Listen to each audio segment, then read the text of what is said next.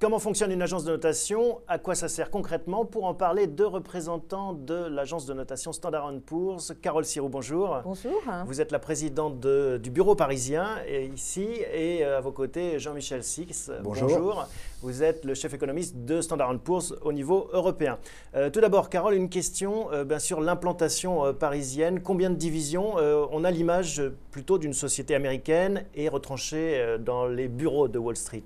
Alors effectivement, nous sommes d'origine anglo-saxonne, mais à Paris, nous sommes établis depuis 1990, donc vous voyez, plus de 21 ans. Et nous sommes 110 employés. Et à Paris. À Paris. Standard & Poor's s'est développé depuis 25 ans à l'international. Et à peu près 60% de nos employés sont hors des États-Unis. Jean-Michel, pourquoi ce métier existe? À quoi il sert concrètement? Comment ça marche? Comment c'est né? En fait, c'était assez intéressant. C'est une industrie qui est née à la fin du 19e siècle. À l'époque, il y avait de plus en plus d'entreprises qui faisaient appel à l'épargne pour financer des grands projets. C'était par exemple la construction des chemins de fer dans l'Ouest américain, c'était des barrages, c'était des infrastructures diverses. Ces sociétés privées faisaient appel à l'épargne, mais en même temps, il y avait un certain mystère quant à leur compte, quant à leur profitabilité, leur viabilité. Et donc, un certain nombre de gens ont eu l'idée de lancer des publications au départ qui essayaient d'évaluer un peu le risque que représentaient ces sociétés et leurs projets. Est-ce que c'était des projets totalement pharaonesques ou est-ce que c'était véritablement soutenable?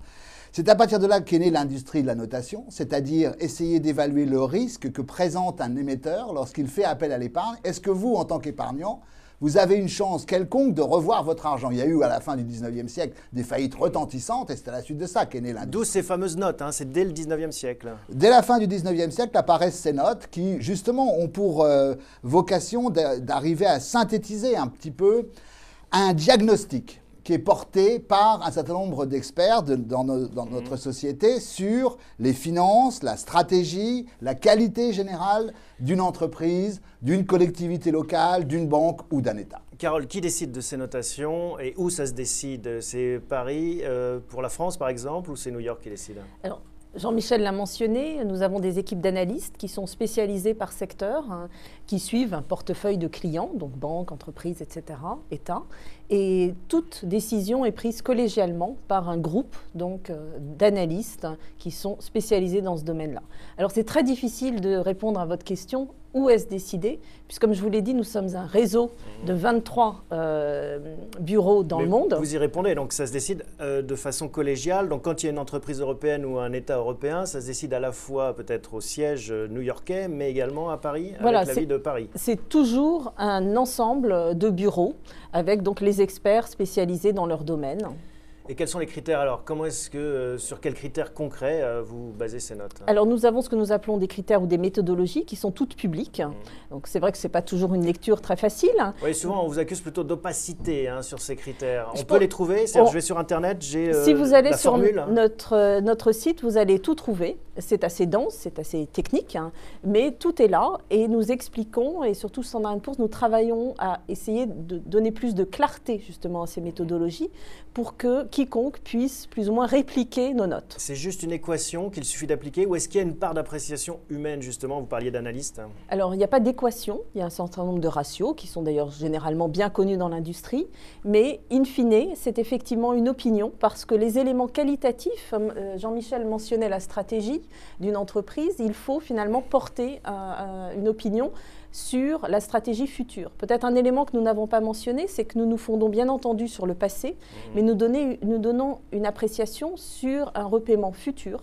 Donc nous passons beaucoup de temps sur les aspects de prévision économique notamment, et de stratégie.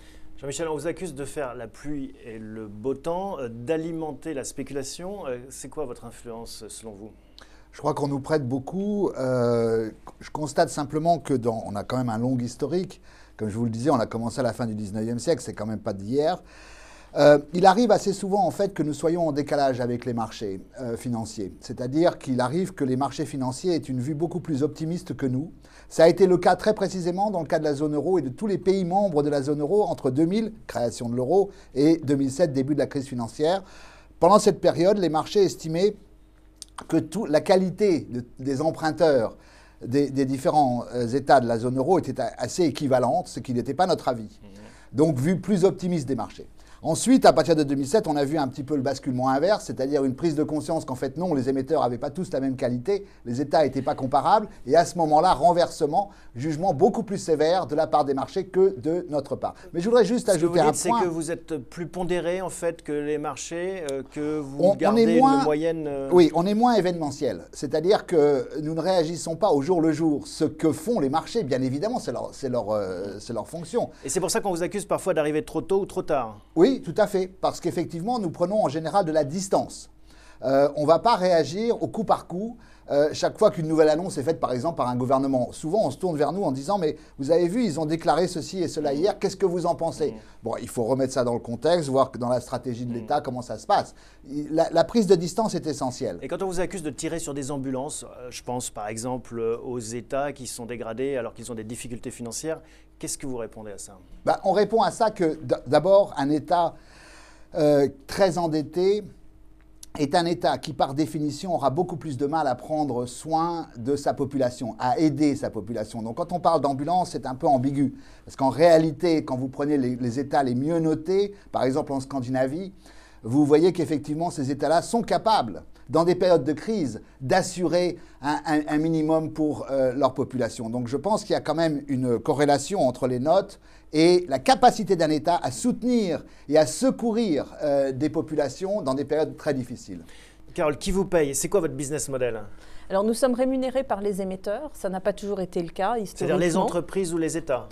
Oui, ou les banques, qui nous demandent en fait de faire un travail d'analyse, comme Jean-Michel l'a expliqué, et ce travail étant ensuite utilisé par ces entreprises pour pouvoir emprunter sur les marchés. C'est pour ça qu'on vous accuse parfois d'avoir un conflit d'intérêts potentiel entre ces notations et puis vos clients? Tout modèle économique est porteur de conflits d'intérêts potentiels. Donc nous le reconnaissons. Dans notre cas, nous avons un certain nombre de systèmes internes, notamment par exemple la décision de comité, qui fait que nous gérons ces conflits d'intérêts. Si nous étions rémunérés par les investisseurs, il y aurait d'autres types de conflits d'intérêts, puisque l'investisseur peut, lui, avoir intérêt à avoir une note élevée ou basse. Donc l'important, c'est de pouvoir les gérer et les gérer de manière optimale. L'avantage de notre modèle, c'est que la note est disponible pour tous de manière gratuite. Bon, merci à tous les deux, en tout cas, pour ces explications. J'espère que ça vous éclaire un petit peu plus.